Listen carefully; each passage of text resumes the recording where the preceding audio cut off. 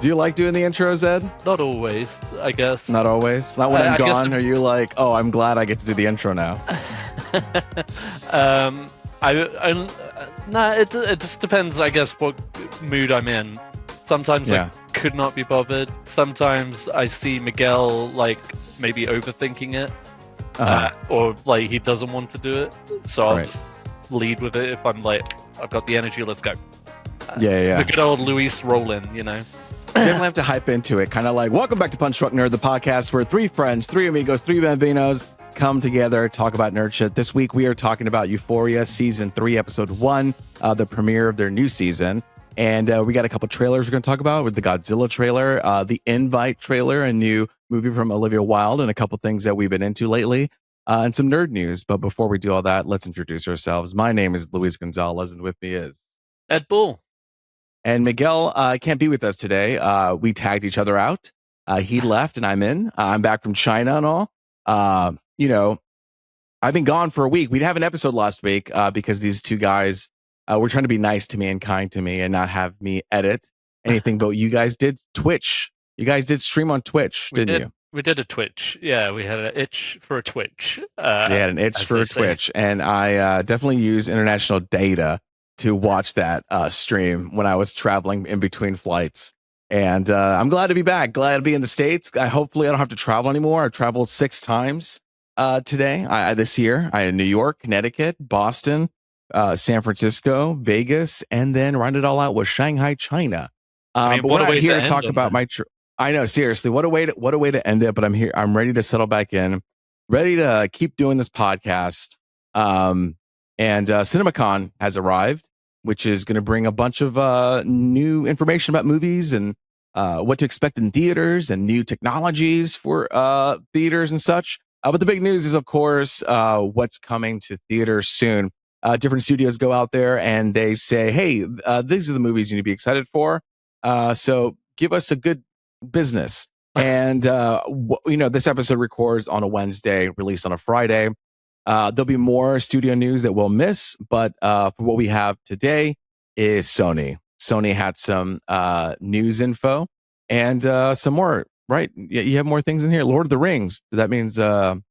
Well, Ed, you know what? I'm going to stop talking. I'm going to give it to you. Why don't you tell us what's going on here? There you go. I'll, a bunch of different news, a bunch of different movies that I know we're excited for, some of us anyway. This first one, let's get it out of the way. You know, I'm a Lord of the Rings lover, but also a Lord of the Rings skeptic. The Hobbit movies were garbage, and you know the first original trilogy was perfect. Some of my favorite movies of all time.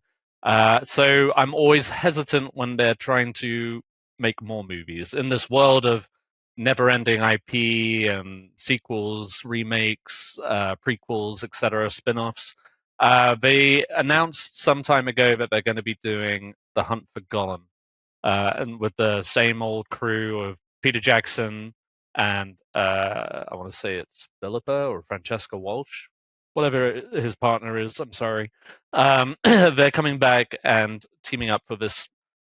I guess in-betweener story of The Hobbit and The Fellowship of the Ring, where Aragorn, Gandalf are hunting for Gollum, basically, to prevent him from getting caught by Sauron and revealing the location of the ring. So the latest update, really, I guess, is that they have there's been some casting rumors. Obviously, a lot of the original cast have kind of aged out for this. A lot of people were talking about Viggo Mortensen returning for Aragorn. That is not happening. However, Ian McKellen is coming back, and they just confirmed some casting news. So yes, Ian McKellen is coming back as Gandalf. Elijah Wood is coming back as Frodo. Lee Pace, for those who watched the Hobbit movies, is coming back as the Elven King Thranduil. And then new additions to the cast include Kate Winslet as Marigold, who reportedly is Gollum or Smeagol's Stour Hobbit grandmother Oh. from the Tolkien Legendarium. So that's a very like deep uh, background character, I guess, that I've never heard of. Um, so that'll be interesting. The biggest news, I guess. Oh well, Andy Serkis, of course, is coming back as Gollum. But we have a new actor for Strider or Aragorn, and that is in oh my god, I'm blanking on his name. Where fucking Jamie Dornan. There you go. There we go. Sorry, I just like got lost in these paragraphs here. Jamie Dornan, famous for the 50 Shades of Grey, and other stuff. He's a good actor, very handsome, very Strider like, and also very Irish. So I think that will work perfectly. Any thoughts on that? Yeah, movies that he's known for here on Google: 50 Shades of Grey, 50 Shades Freed, The Fall, Belfast, Once Upon a Time, Steven loves that show. Belfast, The Tourist, Marie Antoinette, Robin Hood. Oh, yeah. Robin Hood. Robin Hood. Aha. Oh my god! I remember when I was looking for a place to get married at a venue. We went to this venue, and this person was showing us around, and they had the snake on their arm, like Hiss. From Robin Hood. Yeah, Hiss. And I was like, oh man, that's awesome. That's great. Deep reference. Yeah, he was also. Did you guys ever see Barb and Star go to Vista Del Mar? No, but I see it here on IMDb's known for. That is a hilariously. I mean, it's a hilarious movie that was completely underrated. I think it was like a pandemic movie. It went straight to streaming, but it is fucking hysterical, and I would recommend everybody watch it. If you like a good old Kristen Wiig, just like gonzo comedy, Barb and Star Go to Vista Del Mar is fucking hilarious. So check that out. But yeah, Jamie Dornan, handsome dude. He was in talks, or not in talks, but he was one of those actors who was rumored as 007 for a while. But I think that's long subsided. He's British then. Irish. But that's okay because Pierce Brosnan was Irish too, and Sean Connery was Scottish. We claim all of them. So what about there's another one of y'all's in there, isn't there? Scottish, Irish, and then there's Welsh. Yeah. Timothy Dalton was Welsh.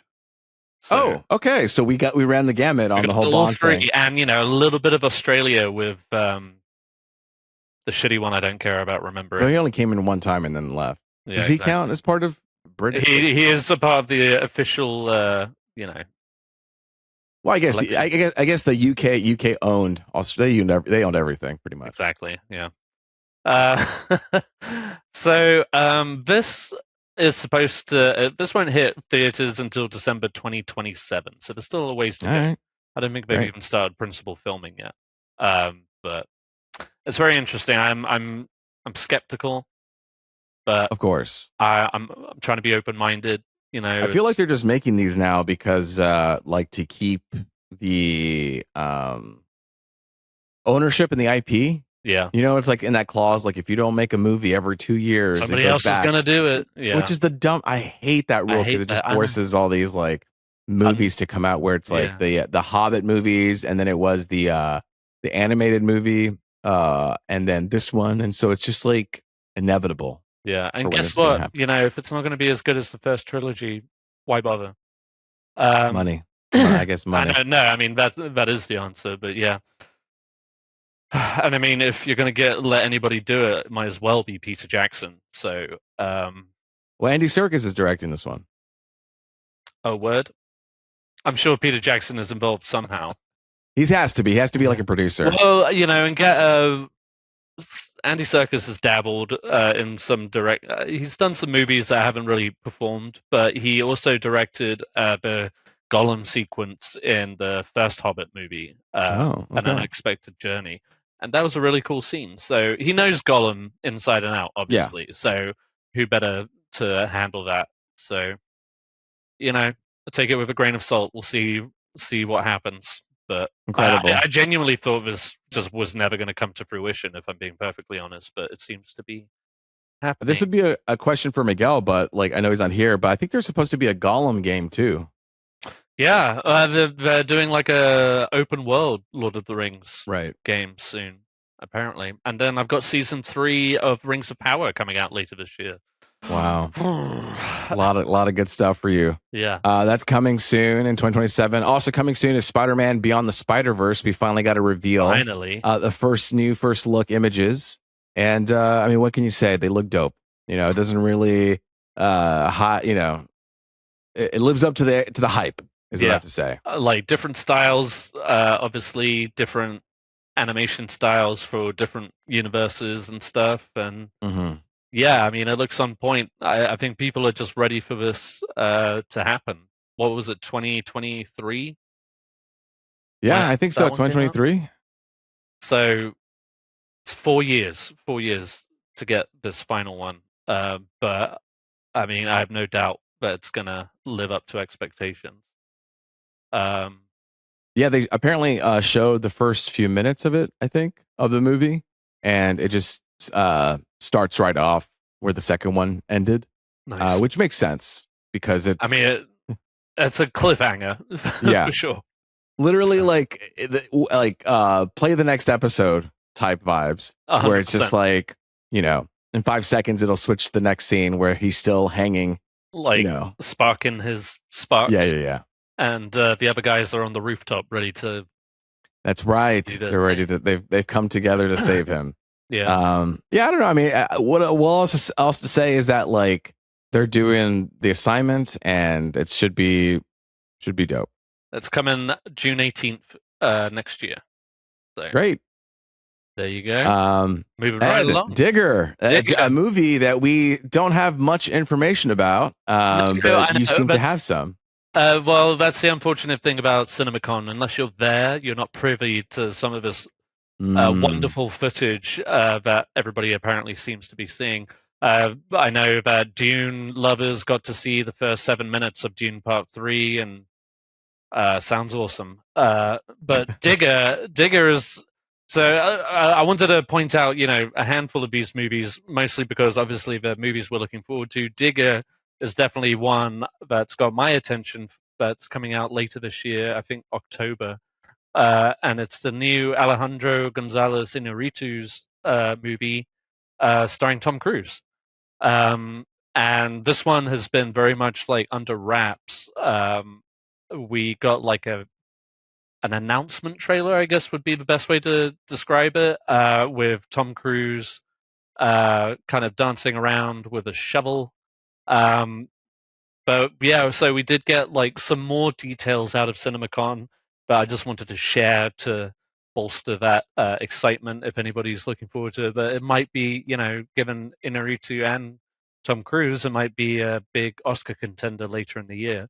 And it's like a comedy, isn't it? Yeah, it's supposed to be. So it's shot in 70mm VistaVision, so say no more. But also we're getting a look at the cast that is involved, which includes Sandra Hüller.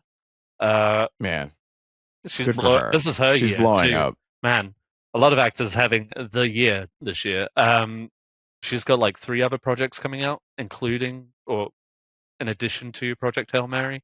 Jesse Plemons, John Goodman, Riz Ahmed, Michael Stuhlbarg, Sophie Wilde, Emma D'Arcy of House of Dragon fame, and Ben Gorman from Beetlejuice. Does that ring a bell?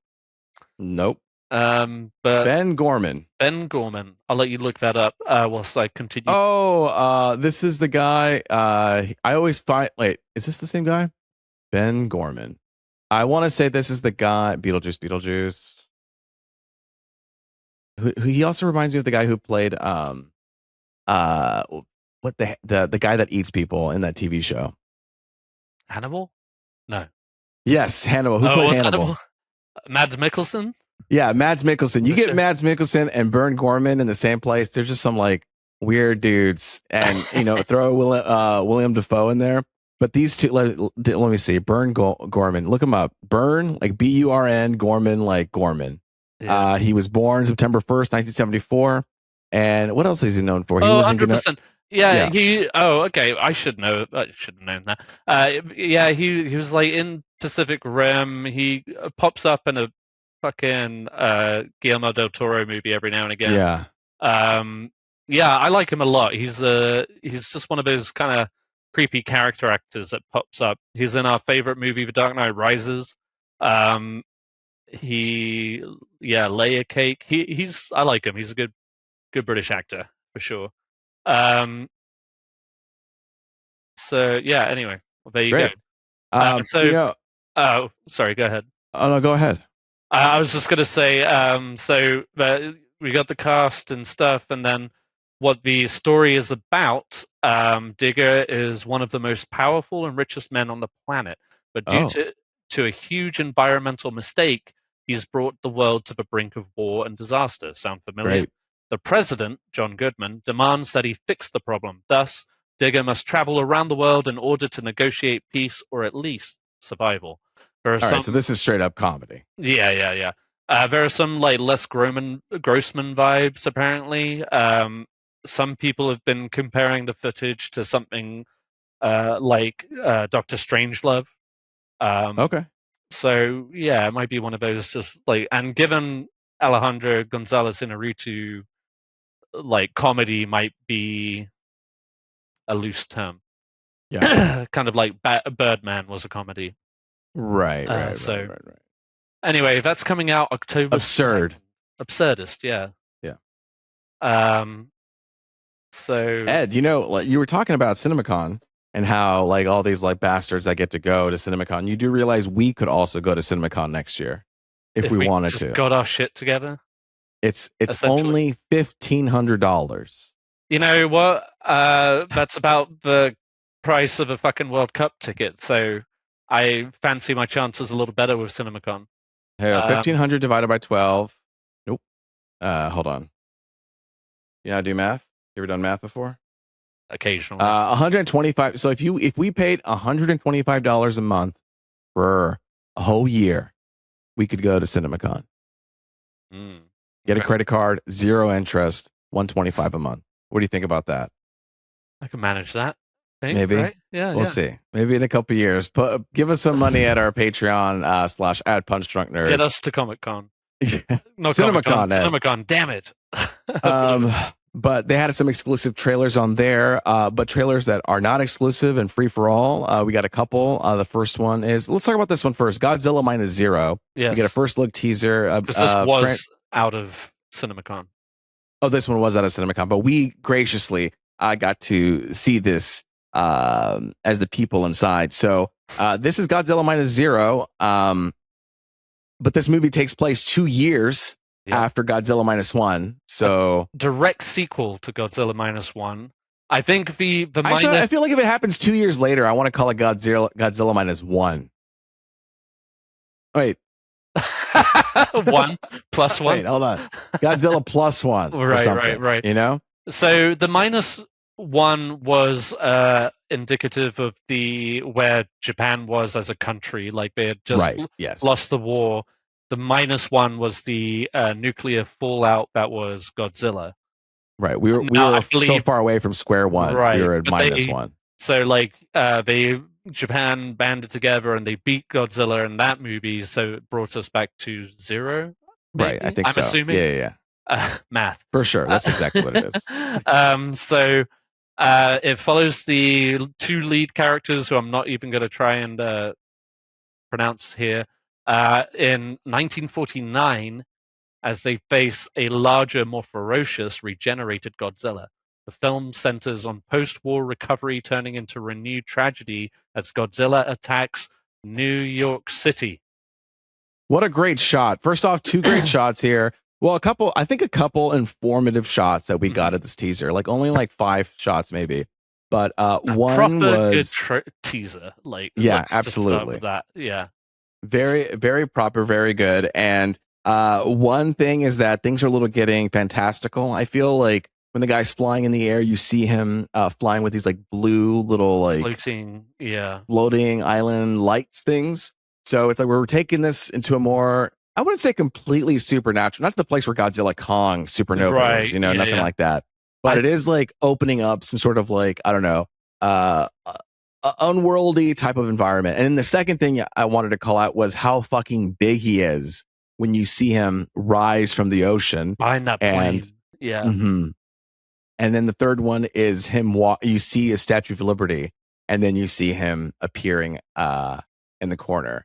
And I was like, hell yeah. We're finally getting a good Godzilla in the United States. It's been a minute.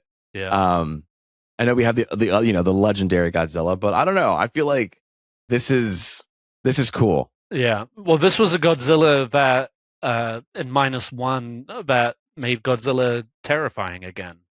Yes. Just this relentless, unstoppable force that regenerated if it was harmed, and essentially like was acting like a nuclear weapon. And so he was bringing that kind of devastation. So knowing he's getting larger now and coming to New York, that's going to offer some great shots, I think. Yeah. I'm very excited. I think with the floating, I'm purely guessing here, but if I just from the tone of these movies, I'm wondering like if that's just like a result or a symptom of Godzilla powering up, because it had that like the blue glow, right? So like it might be as he's powering up, like the gravity surrounding him is fucked up. I don't know, but it's very cool shots, and like you said, it's just very precise shots that they show you. So yeah, I think it's going to be a lot of fun. This is coming 2023. -1 came out the same year as Oppenheimer, and now this one's coming out the same year as the Odyssey. Oh, look at that.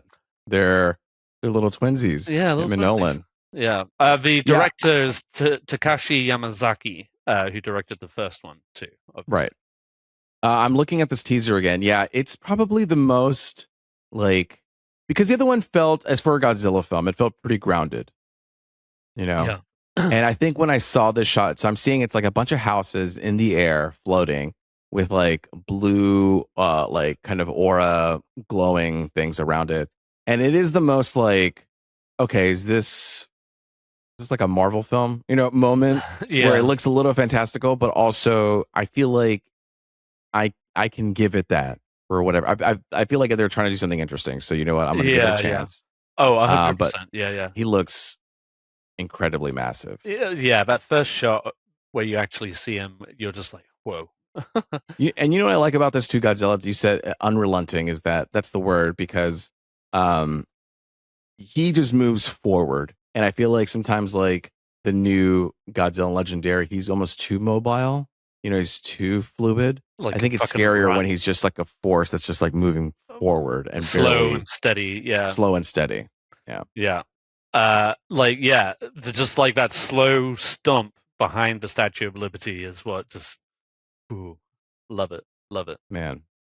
What a crazy what a crazy thing, because I feel like the first one ended so perfectly. It did, yeah. And it's like like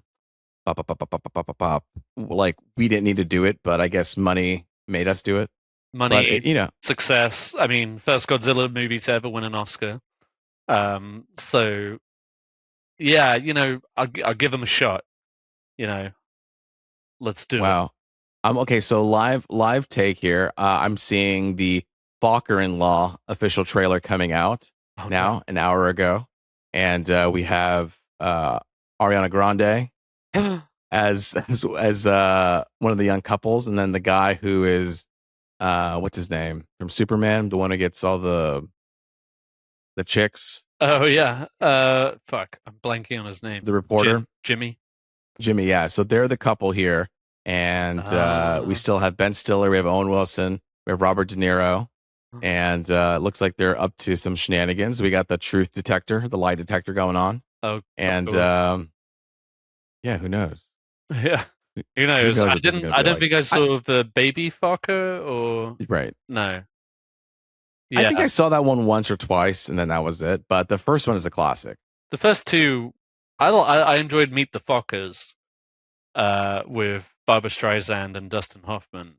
Yeah, But I then think there I was did a too. I third just don't one. remember it Yeah. as much as the first one. No, yeah, the first one's a classic.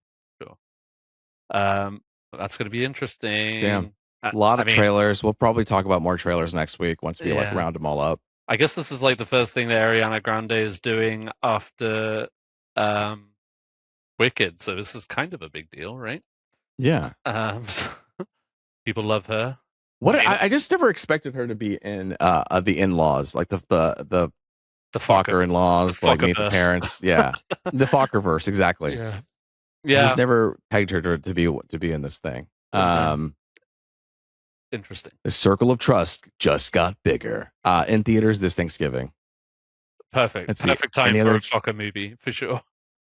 any other trailers here? No. There was Okay. one that was on the Mr.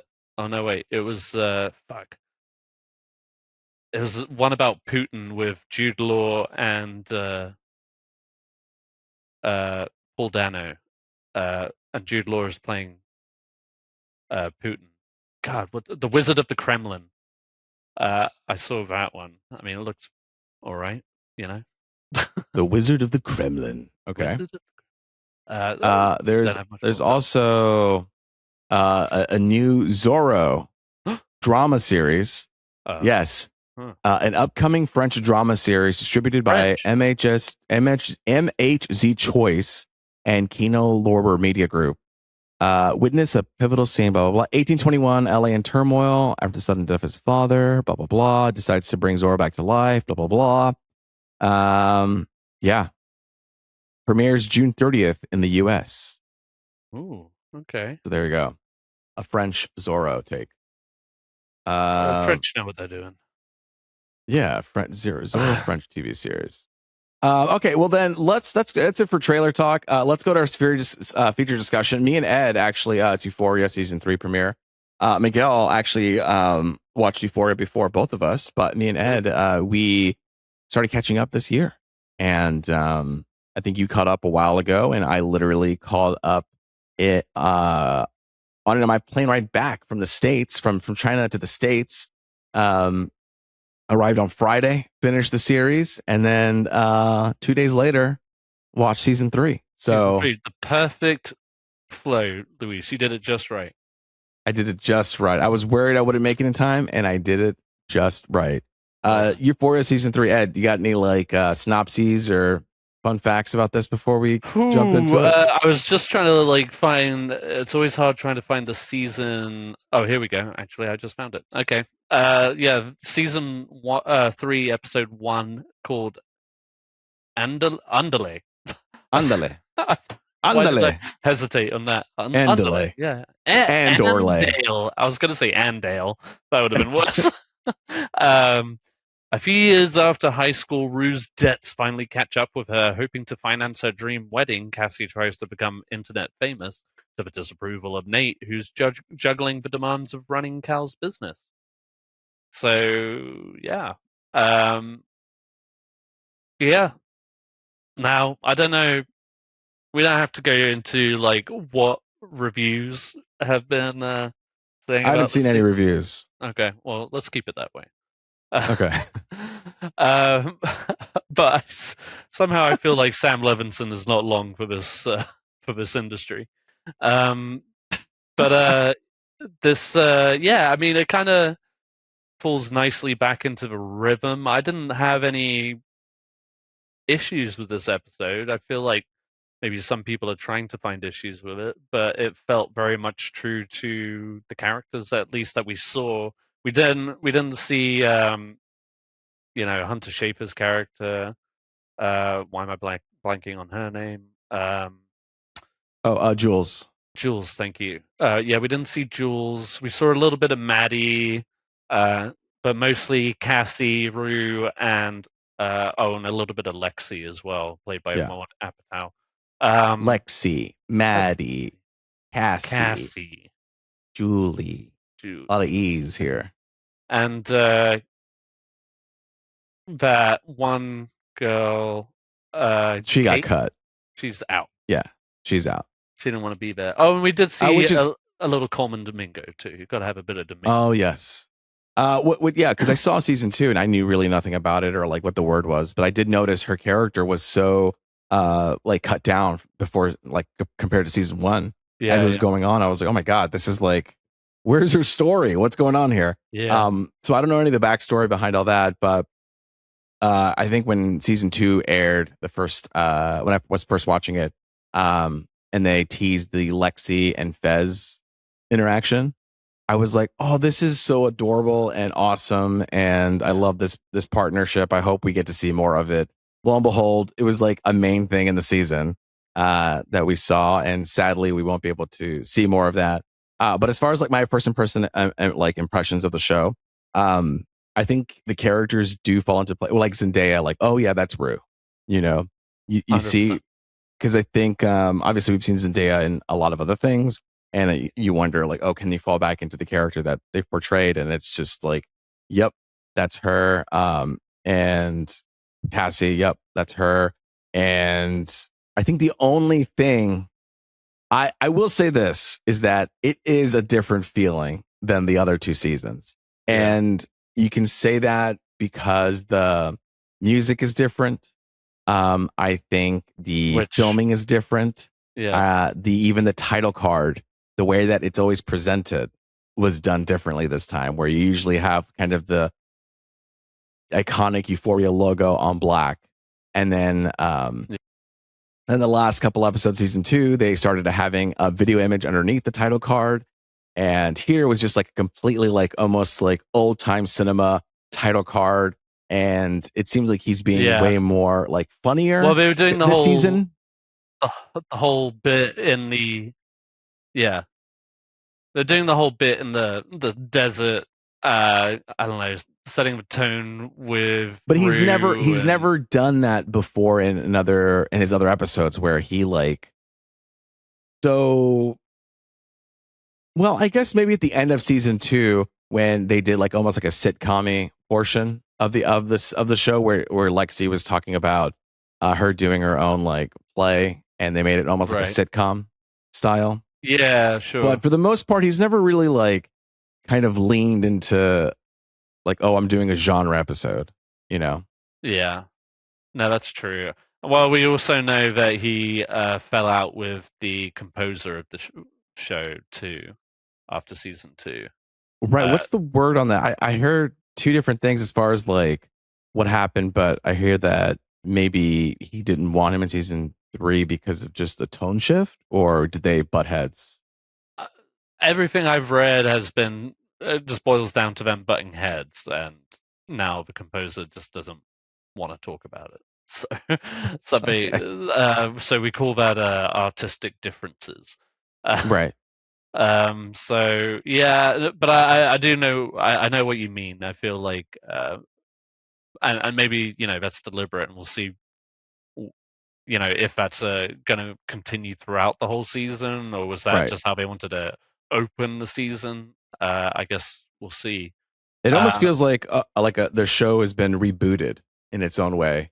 Interesting. Because well, I mean, it's been like, what, 4 or 5 years since season 2 ended? I don't know. It's a good question. It's been a pretty hefty gap. For me, it was 2 days. 2022. 2022. Damn. Yeah, that's when it came out. February 27th. Yeah, I mean, it's like, it's just a different show. I feel like this is like Euphoria, the college years or some shit, or Euphoria after high school or something, where it's just 2 different shifts. It's almost like that Malcolm in the Middle, or like Gilmore Girls, where they have like the new season that happens years later. It's like, it feels a little bit different. It's shot a little bit different. It looks a little bit different, but it's got, yeah. I mean, I think for people who were like into Euphoria and got this, they might have been surprised, be like, what is this? I didn't expect. This is not the Euphoria I grew up with, but I think he is obviously. I don't know. He's obviously trying something new. It's a perfect time to do it because it's post high school, and I know that he's also lost some creative partnerships, so he's making it work with the people that he has. Right. But I think he still has the same cinematographer, Marcel Rev, and together they actually worked with Kodak to create a new film. A brand new film stock was made. They worked closely with Kodak in collaboration to create a distinct visual aesthetic for it. And yeah, I think season 1 was digital. Season 2 was just like old film that they used with Kodak. Yeah. And then season 3, they were like, hey, we want to do something that's a little warmer, a little contrastier to give like a classic cinematic look. Yeah. And it's definitely a good looking show, like all the way through, even with those transitions. Like it's always, they've always had a knack for the aesthetics. Incredible lighting. Like this is like light painting. Whenever I see the season 1 and 2, and then they have these vignettes as well, like it is incredible what they're doing here. I mean, I didn't review season 1 or season 2, but horrifying. Yeah, but also exactly, but very clear, very strongly directed, and it's like a painting. Yeah, what they're doing. Yeah, I do. And what did you think about episode 1? Episode 1, yeah. I mean, again, it's just like everything was falling into place, and I was like, that seems right. It seems about right. It seems about right. I'm always, when this is going to be like the final season, you got to be cautious about like who comes in at this stage of the story, and where the story is going to go. Obviously, we've got some like big hitters. Fuck, I just had him pulled up. There's a new like drug dealer or boss that Rue ends up at, who shoots an apple over her head. I'm blanking on his name. I don't have it pulled up at the moment. Is he a drug dealer, or is he another kind of dealer? Yeah. That kind of dealer. Yeah. Obviously, we lost Angus Cloud as Fez, who, like, man, I was so in love with Fez and Lexi at the end of season 2. So yeah, that really is such a shame. But Alamo Brown is his name. So that'll be an interesting to see where that goes. Knowing with Rue, it probably isn't going to be anywhere good. There's a little sequence in the middle with the balloons of drugs that she was having to swallow. Oh my god, that was rough. Did a great way of like immediately like her choking after one balloon down your throat, and you look down and there's like a bunch of them left. You're just like, I didn't know if I was humanly possible. I thought you could do one and done. So yeah, it's insane. And then obviously they show that example of that one person who just died in the middle of the airport. Yeah, and then there's a business that happens afterwards when a doctor finds them. They're like, oh, okay, let's clean this up and then let's sell it ourselves or whatever. Like, I'm sure that's a nice little side business. Yeah, 100%. Like a couple of mil right there. But yeah, so that was fun. The opening I thought was fun with the car and getting it over the like I said, very funny. Like it's very like not like melancholic or depressing or like who am I as a person. It was all like kind of hijinksy of like, all right, doodle doo, like gotta get across the border. Oh no, like seesawing here and there, ending up at the Christian family house too. Yes, which I'll be curious to see if we go back to that at any point. But I think I was getting weird vibes from that one too. Maybe. I think we might be seeing them again. But maybe that's just fucking Sam Levinson's whole point, is to give you these dark thoughts about people and situations. You just think the worst of people in this show. But Rue loved them. Remember, she was like, I feel like I could, But that's why I feel like something's gonna go bad there. I know.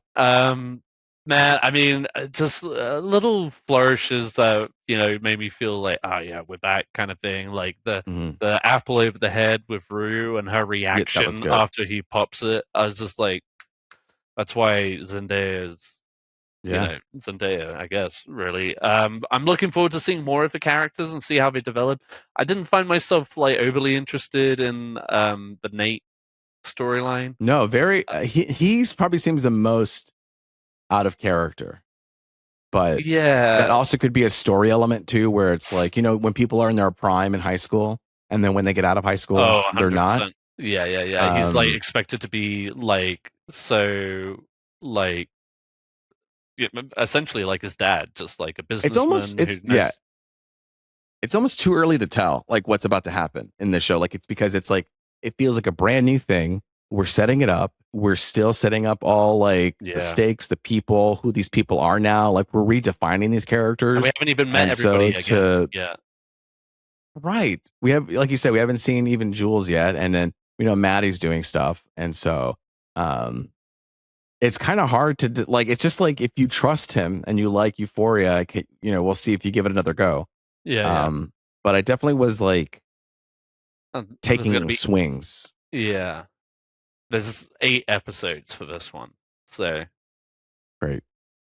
I lots mean, to listen, do. I just recently watched him, so like I'm already here for the ride. Like I'm gonna keep Yeah, yeah, watching yeah. them, No, and I same. think it's beneficial to like It watch was actually binge them yeah, because you get all these like these little stories that are focused on these people that yeah, when you binge them, you get to actually kind of get the full painting yeah. um a little bit nicer. So It was yeah, I mean I agree. I you know finished obviously a little bit before you, but it was the trailer for season 3 that even got me on board of like even trying to give it a yeah, shot. yeah, yeah. Because I had kind of just like written off the show. I wasn't really interested in watching it. I had no reason to. Hmm. And yeah, I just finally that trailer clicked. I guess I was just like, oh, this is what Euphoria is. Hmm. So And it turns out to be like the most different yeah, Euphoria from the first. exactly. So now I'm wondering, like, really, where the fuck is this gonna about to go? Yeah, So yeah,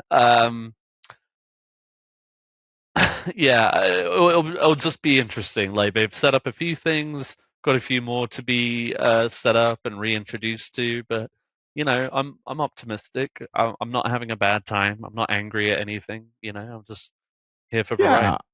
I think it's here for the ride Yeah, type I mean stuff. You're, Miguel so often on my watching it, he's already forgotten so much of it. So yeah, it'll be interesting to see how he responds to it. I that's. don't know if he's trying to squeeze in a rewatch before getting into I it, think he but was, but he didn't make it in time. right. Um, but I know the same thing is like because I get out of the plane. I'm like, hey, hey, my wife. I'm like, yeah, I'm back. I also finished Euphoria. It's crazy. This, and she's just like, yeah, I kind of don't remember those Because it's things that so long happened. And ago, I'm like, yeah. I'm way more locked in than most of the people because obviously it happened in 2022, which was And not many people so long ago. rewatch things like we do. But Yeah, and that's also short enough to rewatch. It was only like 8 episodes from 2 seasons. yeah, that's Um, true. Like shortest series ever that wasn't cancelled. yeah. Yeah.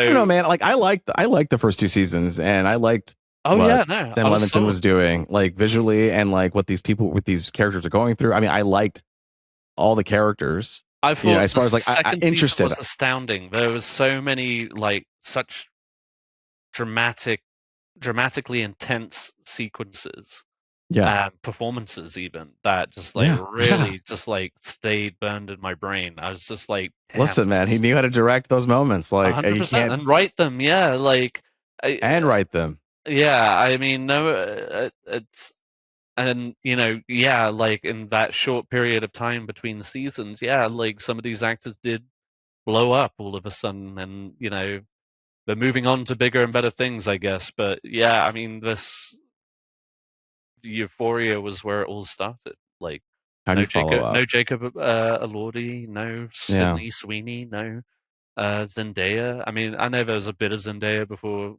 Euphoria, but yeah. like, this is where she Spider really got Man, to show her chops. right? Like she was a small part in Spider-Man. I didn't walk away from Spider-Man thinking like, oh yeah, Zendaya really fucking rocked that role. You know what I mean? I just like, Yeah. but this, yeah, like this, I was like, yes, I understand now.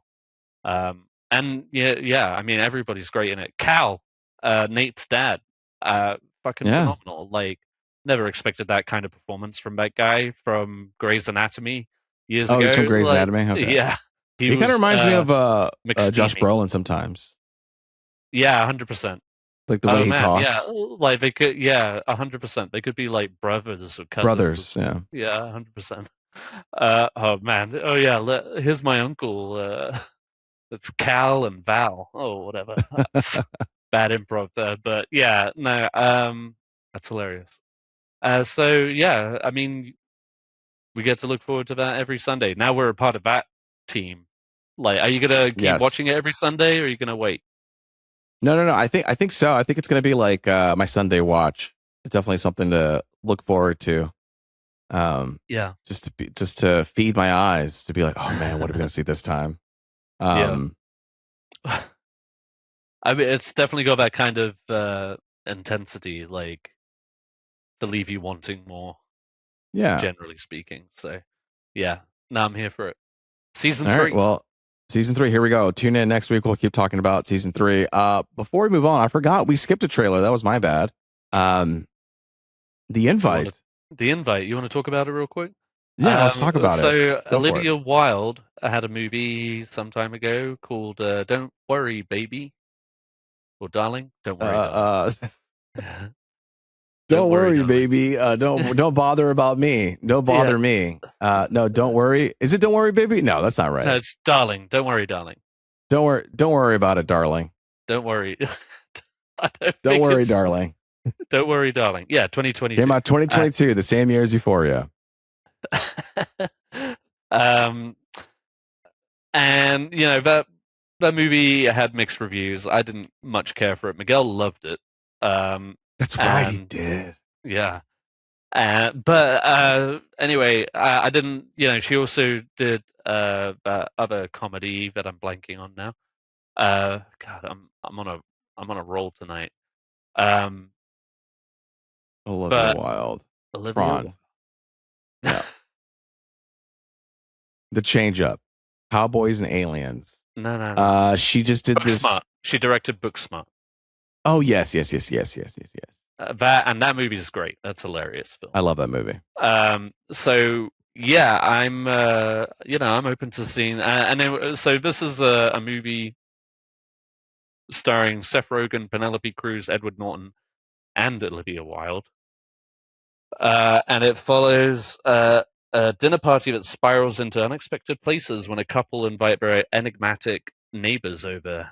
Have they reignited the spark in their troubled marriage, or lit the match that burns it all down? I think it's essentially Penelope Cruz and Edward Norton are the neighbors, and they're trying to get into a swing sesh, a four-way. Right. I think that's what it insinuates, but it also insinuates other things. Yeah. Yes. But I thought it was a rather amusing trailer, and you said this just opened up in Sundance.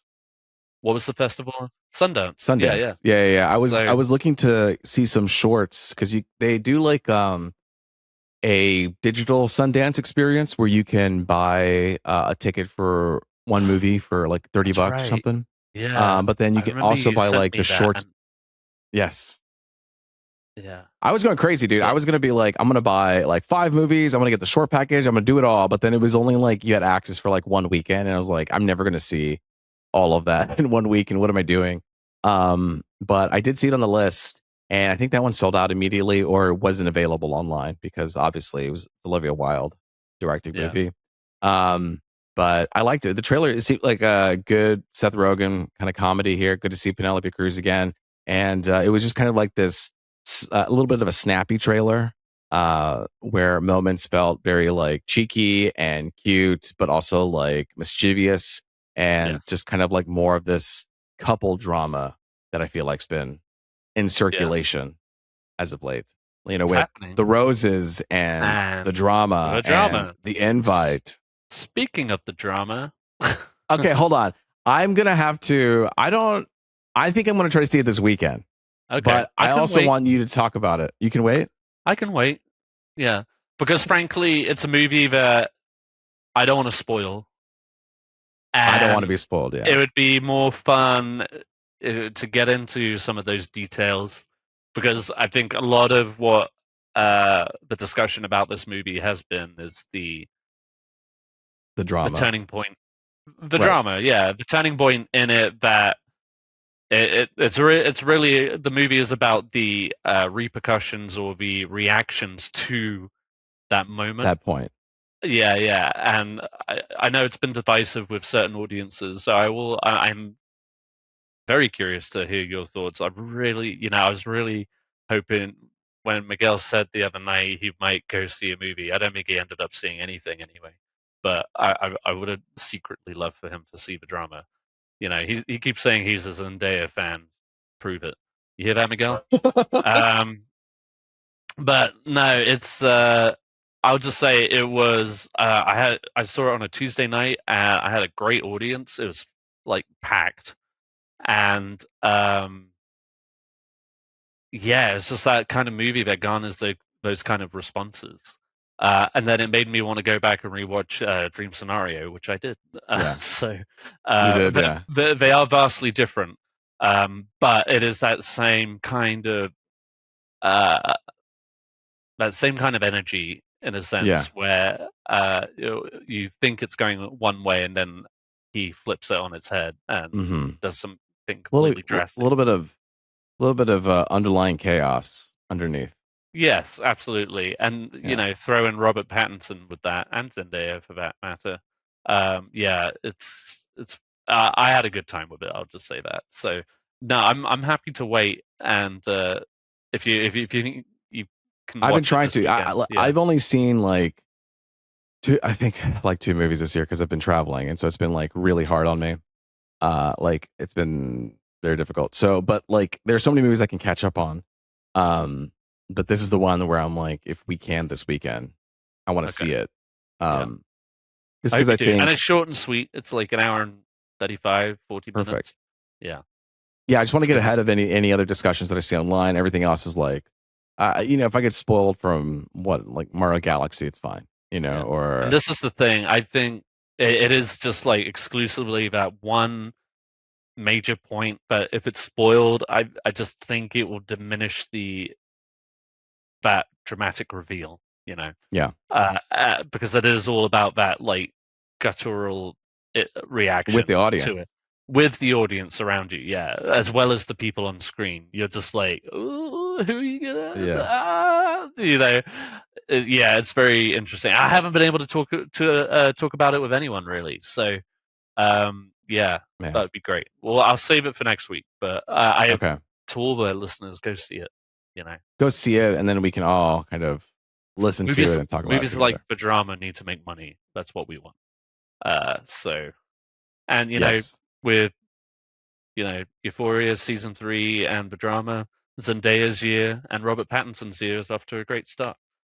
Yeah. So um, Um. well, I'll tell you something I can talk about. Yes. And Tell me. talking about weekly, episodes, is I just went with it and started watching more Shadow Lord, just Nice.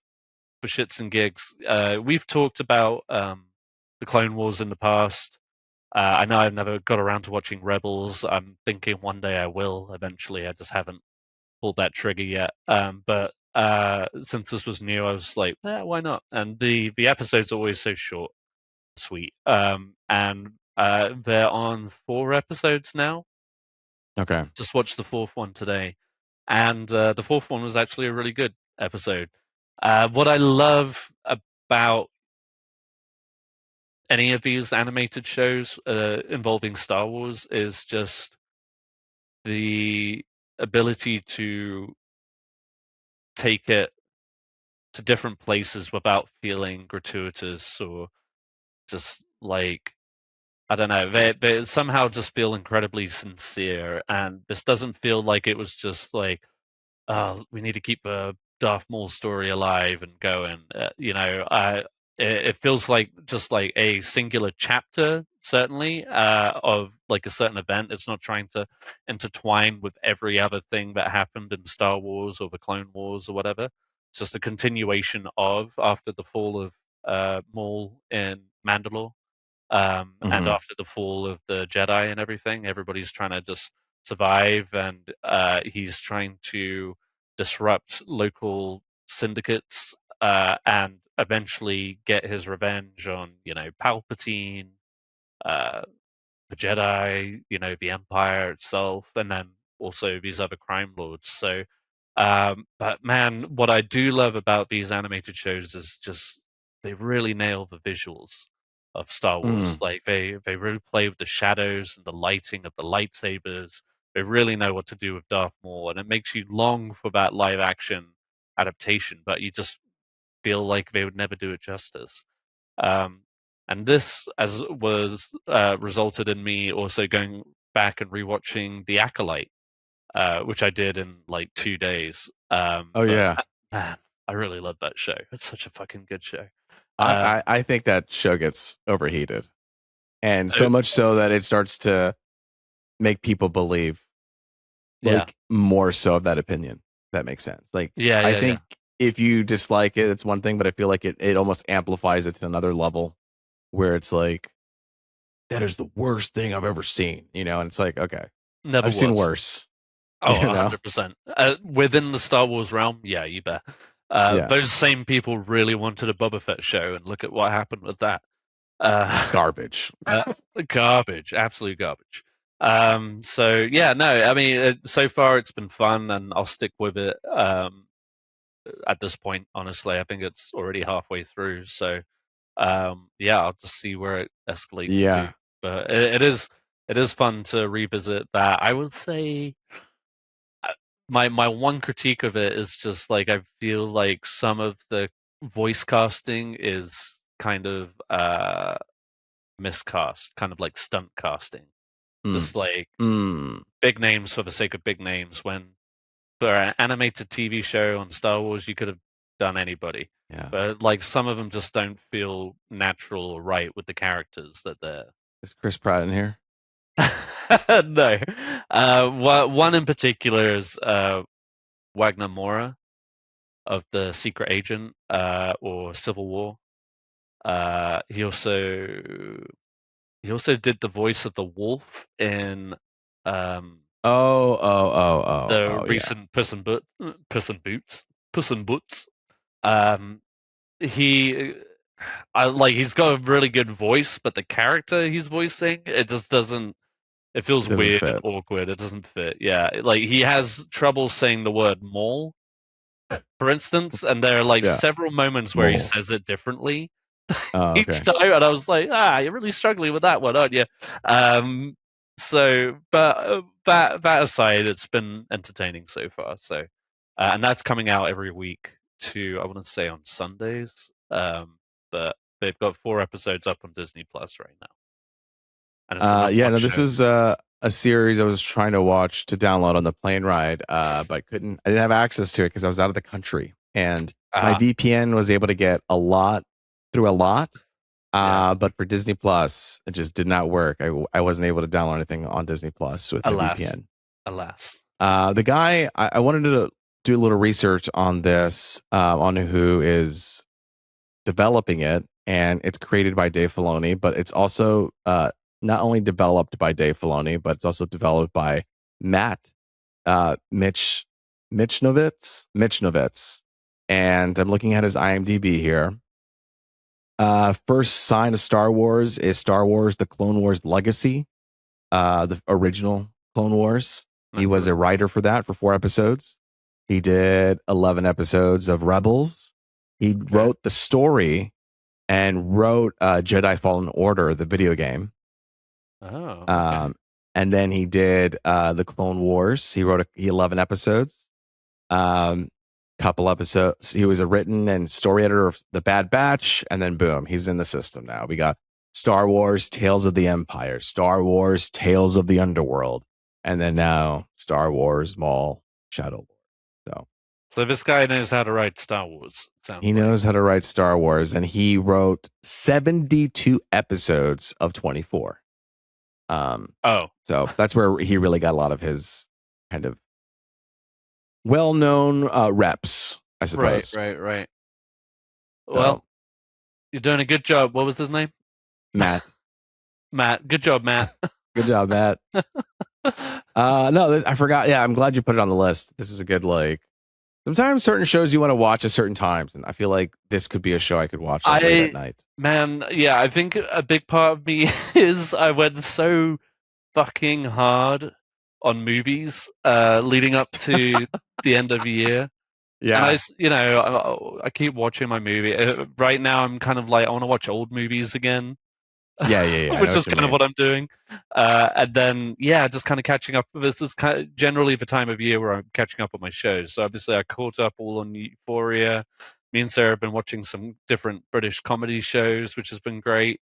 And I just like it came across my thing, and I was just like, I'll watch the first episode. I'll watch the second one. Why not? And I caught up on 3 and 4. So it was. I'm digging it. And like I said, it made me rewatch all of Acolyte again. So because why not? Why not?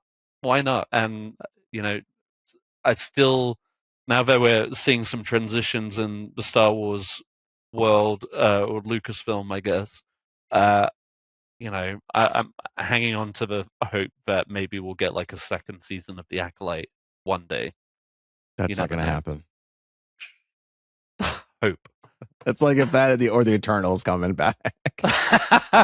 Oh man, I don't know. The only way for that to ever happen would be if like Christopher Nolan was like, I'm doing Eternals too. And then Marvel would be like, all right, we have to do this because Nolan wants to do it. We wouldn't say no. Wouldn't say no to that. Yeah. So that, okay, cool. So I will check that out. I did also not just finish Euphoria, but I finally finished Project Hail Mary, the book. Oh yeah, I was wondering. I was like, didn't we already talk about this? Yeah. No. We talked about the movie, and then afterwards, I went and bought the book, and I've never really done that before, where I wanted to read the book, and it was great. I had a really fun time with it. And I was like, oh yeah, reading is fun. So, I know I spoke like a little bit ill of the main character's dialogue and the way that he spoke, but as kind of the book kept going, I feel like a little bit of that dropped, and I just kind of enjoyed the relationship between him and Rocky. And I really do enjoy kind of the more sciencey stuff that they kind of give context to. I don't really know if I would say like, oh, the book is better than the movie, the movie's better than the book. I think the movie does a good job of being a movie and kind of capturing that story, and the book just has more room to recontextualize things or to explore more of the things that happen on planet Earth. There's like 3 or 4 kind of storylines with new characters in on Earth that they explore to kind of help build up this like super team of scientists as they try to like problem solve and find out like, okay, how can we do like planetary space travel? We need this person who has this expertise, this person for that expertise, we need this and this and that. And so you just get a little bit of context on that kind of stuff. So if you want like bonus features, bonus episodes, bonus like deleted scenes. Yeah. It's like if you want deleted scenes, read the book, but I think that the movie still does a good job of kind of keeping it tight. Could you have done a show of it? Yeah, but I feel like then it would have got like too long in the tooth. I don't know. I feel like they did a good job. Yeah. Well, so incidentally, this past weekend, I met up with my brother-in-law for a drink, and he told me he had just finished the book. And I was like, oh, well, you've got to go see the movie. So I like volunteered then and there to babysit my niece so that him and my sister could go watch the movie, and they did. And he was just like, I was surprised at how, they stay true enough to the book without getting lost in, like you said, all the sciencey stuff. Like they streamlined it certainly, but very fascinating. Like if you're into the sciencey stuff, like there was a whole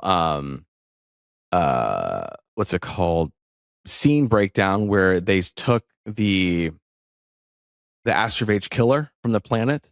Yes. And they were like, "Oh, this is the thing that's going to work to save our planets." And that's what he There's a sent whole back. the In the Beatles or whatever. pods. Yeah. Yeah, but before Okay. all that, they have to test it out and see if it even survives the Venus, what's it called, atmosphere, and Rocky's other planet's atmosphere. And they do all these tests, and it's like, oh no, it died. Like it doesn't survive on Venus. It doesn't survive on Rocky's thing. So you see him brainstorm. There's a lot of brainstorming and like problem solving that happens in the book, and it's almost like the writer kind of takes pleasure in like, oh, I wonder what the answer is. Fuck it, let's figure it out together. And so they'll do like, they'll do like a little bit of math or a little bit of like, if this then that kind of situation. And basically, he was like, oh, they can't. That nitrogen kills it, and this thing can't survive on nitrogen. So what they ended up doing was they gave it a little bit of nitrogen to survive on, and then those that survived on that little bit of nitrogen, he made them create more babies, and they were nitrogen resilient to like say 0.5, and they needed to be nitrogen 13, or just say, we're just putting numbers out, okay? Yeah. So little by little, they would do, okay, let's amp it up the nitrogen to 0.7, like 1, 1.2, 1.3. And so they had all these generations of these like astrophage killer bacteria that they kept repeating over and over and over again. And they did it all in that special xenonite material, the one that Rocky has, where it's like really like hardcore. And then as they fly away, like, oh, okay, blah blah blah, we did it, yay! They survived the nitrogen. We like manipulated life in a way to like make it resilient to nitrogen. Look at us gods doing this. And then as they go, he starts to realize that they're escaping and they're eating the astrophage in the ship, which is his fuel. So it's like he can't go home, and it's like, what's going on? Why is it leaking? I don't understand. Like the xenonite is impossible to break out. It's so crazy. And then you find out that as he was making them nitrogen resilient, they were also becoming resilient to the xenonite case that they were being held into. Oh my God. And so it's just like all these like little things that you start exploring, and you're like, oh, and I don't know. And then there's like the Earth is actually like going to end a lot faster than it is in the movies. And the only reason they slow it down is because they meet with like a climate change professor, and they're like, well, what's it called? The climate, all the greenhouse gases, that's actually saving our ass right now. But we only have 18 years left. And then Sandra Hüller character, who's perfectly cast, she's like, oh really? That the one in the book is Sandra Hüller. So that was perfect. Nice. She was like, that's unacceptable. I need 7 more years because it takes like 14 years to get there, 14 years back or whatever. Yeah. And they basically had a solution where it's like, all right, let's make the world worse, like by putting carbon into the air, like putting gas into the air, like to warm up the world to save us. And then they had to destroy like Antarctica, because Antarctica had all this methane gas or just like carbon dioxide built into it historically. And it's just like all these like problems of like, well, how do we get enough energy, and how do we like duplicate the astrophage, and it's not fast enough, and how do we survive in space from the radiation, and it's just like all of these problems he presents himself, and then he problem solves. But The Martian, like it's just problem solving, and it's competent. It's like people going into these unpredictable situations, but having the wherewithal to survive, or like just calculate and adapt, and and people were complaining about like, oh, it had maybe like one too many endings or whatever. I was like, no, but like on a mission like this, it's not like Armageddon or something where it's wrapped up in a bow after one clean mission. Like it would take time. You're discovering firsthand like these things, these elements or whatever that reacting to it would his almost feel like you environment, to cheated. Rocky's. Yeah, Mhm. exactly. And yeah, exactly. It would have cheapened the stakes. It's just Mhm. like, oh, Earth saved, no problem. No, it still Yeah. have to travel back to Earth. They still have to make it back to Earth. He has to decide either going back to Earth or surviving with Rocky, saving Mhm. Rocky. Like I think that's what made it all the more, you know, uh, you know, just endearing and like kept you on the edge of your seat. If anything, it just felt like real life stakes were involved. Oh yeah. And not just real life stakes, but emotional stakes too. The way that they're able to Yeah, pair. 100%. Oh yeah, 100%. And who would have thought? Like, and again, like, it was something that they didn't cheap out on was the relationship between the two. Like, it could have just Mhm. been like, oh, here's a quirky alien doing. Nah, you felt that emotional. How Yeah, you're movies right. It could have do just been quirky quirky little aliens. Rocky Yeah, jokes. You know what I mean? No, it you're could have right. been, I mean, yeah, you're just so like a right. CGI character with no soul. Yeah. So yeah, no, it was. I mean, it's still my Yeah. He favorite could have movie played like so he could have far this like year. he could have got his iPod and put on and played Pitbull and was like, "What is this music? I love it." You know what I Yeah, mean? And then and then by the end of the movie, they're like dancing to Pitbull and they're like, "I love this song." And it's just like, okay, like this isn't like you're just doing bits or like cheap like low hanging theater moments, where like people are like always singing in the car or some shit like that. exactly. Or just like, yeah, something that feels real. You know, Yeah. but yeah, well, cool. Yeah. Why don't you tell me the More and book? more like I feel like I want to read the book. I'll see if I can take the plunge. Um, but yeah, that'd be fun. I'm in the middle of a trilogy of books right now, so I need to What finish that before I dive in. which trilogy? It's the Blade itself. The Blade itself. I just finished the second book. Um, I think it's called like the Hangman trilogy or something like that. Okay. By Joe By Abercrombie from Joel Abercrombie and Fitch. the very same. The very same. The first Law trilogy. I'm sorry. Um, but yeah, the Blade itself was the first book. Um, Logan Ninefingers, infamous barbarian, has finally run out of luck. Caught in one feud too many, he's on the verge of becoming a dead barbarian, leaving nothing behind him but bad songs, dead friends, and a lot of happy enemies. Oh, yep. this is up. Yeah, this seems pretty cool. It is actually like there's a character named Glockter. He's like a crippled torturer. Yeah, that's Um, what it says. Yeah. he he's a really great character. Him and Logan are great characters. The second book is kind of like it's like the Fellowship of the Ring meets Game of Thrones. Like the vibe is kind of Game of Thronesy in that it's just violent, a little graphic, but it's not as fantastical as like dragons and stuff like that. Who Um, recommended this book to you?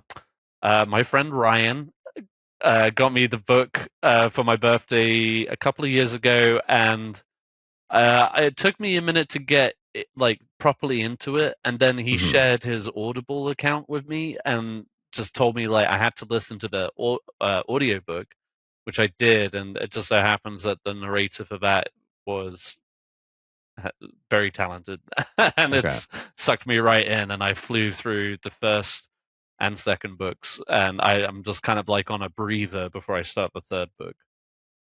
But it's a lot of fun if you ever feel tempted to get into it. It's a good read. Yeah, Regardless. no, well, it's funny you holy shit. Hold on.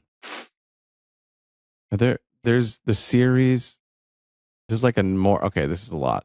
There are a lot of books, but there's the core trilogy. Right. First Law that follows the story, but yeah, there are like extensions of it. Like Someone recommended games, me so. a book recently or a series. It's like the Dungeon Crawler Carl series. Dungeon Crawler Carl. If anybody knows about that, you can text me.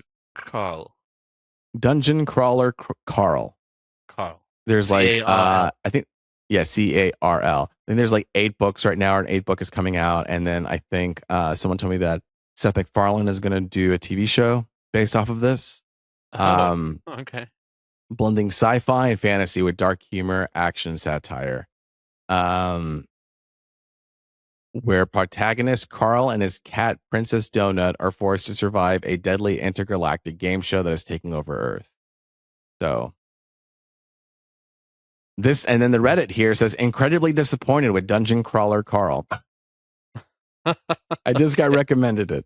But we'll see. I don't know if anybody's read it. Hit me up. Let me know your thoughts. Yay or nay. But okay, I got this one. The first law. The Blade itself.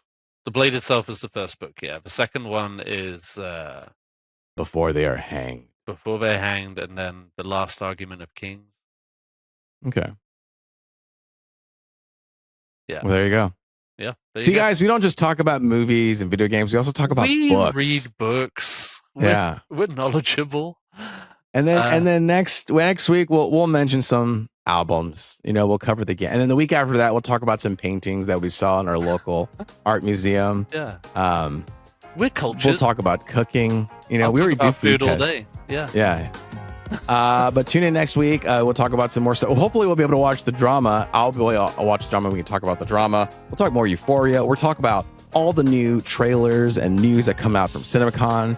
But until then, it's been me, Luis Gonzalez, and with me has been Ed Bull, not Miguel and Sanchez. Me, Louis G. And yes, R.I.P. Miguel Sanchez. Hopefully we'll be back soon. But until next time, later, Gators. How's that? How's that?